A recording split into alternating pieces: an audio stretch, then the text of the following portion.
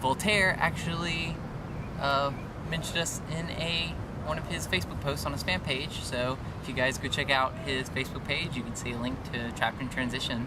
So it's awesome. Also today what we're gonna do is my good friend Melissa is gonna, I guess, ask me questions. We're gonna do a few things differently. If y'all have any questions that y'all want to see asked on another update, y'all can always send them in as a comment or a message on the Facebook. But we'll just go ahead. So.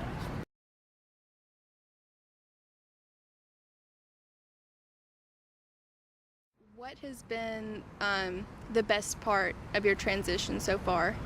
The best part would definitely be my family's acceptance. When I first came out to them, I was 100% certain that they were going to just absolutely kick me out of the house. But I wrote a really long letter, which I've actually posted on the Facebook if you guys want to check it out, that I read to them, and I wrote it on a bus on the way down from Chicago after seeing a show, and they actually seen this show actually. And the first thing my father said after I finished reading it was, "We still like the name Savannah," which was the name that they would have named me had I been born a girl. So it was really amazing. So were they really shocked or what? Well, I had a girlfriend at the time, and I think the thing my mom was most shocked about, I was told later, was that she kept repeating, "So our son is a lesbian," over and over again. So that was. Did you lose any friends? Oh yeah. Some friends, some extended family. Some of it, I guess, kind of I mean, I didn't lose some family, but I've been really nervous to talk to some family that I'm afraid would be. But I have lost a few friends that just don't understand. A lot of friends or people I thought were friends have tried to preach to me, things like that. Obviously some people suck, but what about the good people? What are some of the positive things that have come out of you coming out? I did not expect that I'd have so many. I mean, I knew my friends were awesome, but I didn't expect them to be that awesome. And I have gotten a huge amount of support from people, and even some friends that I was certain I was going to lose, just like I was afraid I was going to lose my family, like childhood friends that I was just terrified of ever telling, end up being incredibly supportive. So it has been, I cry a lot just from happiness from that. It's probably the best thing about, it's like now, the biggest worry through my whole life was telling my friends and family, and now it's like all that's done, I'm accepted, and it's just like now everything else is kind of, the whole transition is just kind of trivial, because I already have that, knowing that people are going to be there for me anyway.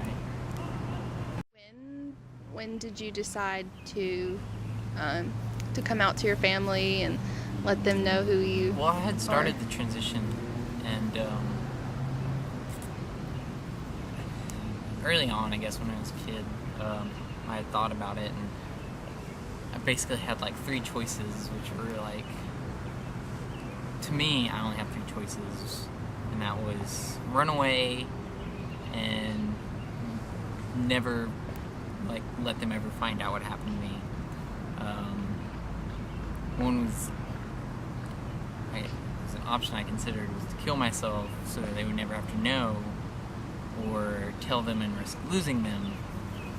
And when I finally started, it was about a year after, and I'd always been nervous, but I just decided I had to tell them the changes were going to be, they're already.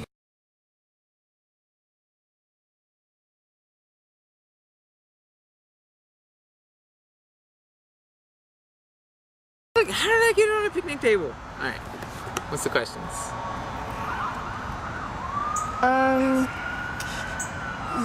What was life like as a little boy knowing you're really a little girl?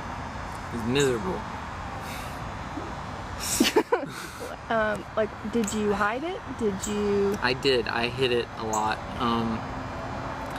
I think before the age of 6 or 7, I was really creative. I'd make things a lot. I'd make costumes. I'd make little vests for my not Barbie dolls, but my G.I. Joes, and I'd sew their like parachutes and parachute them in. Then my brother would destroy them with dirt clods. It was great. It was a good time. But there was a point where I went to a private Baptist school, and I really could tell they put a big emphasis on the difference between genders, and it's when I really started to realize, like, I don't fit in this group that they're trying to let me into. And I spent a lot of time trying to be masculine, and even ended up playing football in high school and things like that. And I cried a lot in my bathroom.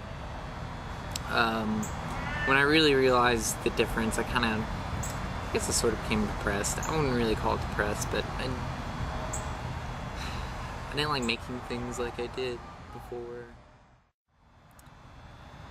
I ended up building my own computer when I was pretty young and connecting to the internet, so I could look up and try and find out what it was, because, you know, I thought something was wrong with me. So that was when, I forgot how old I was, I built the computer. I was 12, and then I had a word for it after a few months of, you know, just researching things. So I've seen pictures of you from high school. Mm-hmm. What was that like? Was that you at all? I don't like sports, actually. I hated playing all sports. My parents made me play a lot of sports. I hated all of them. I don't remember any of the rules.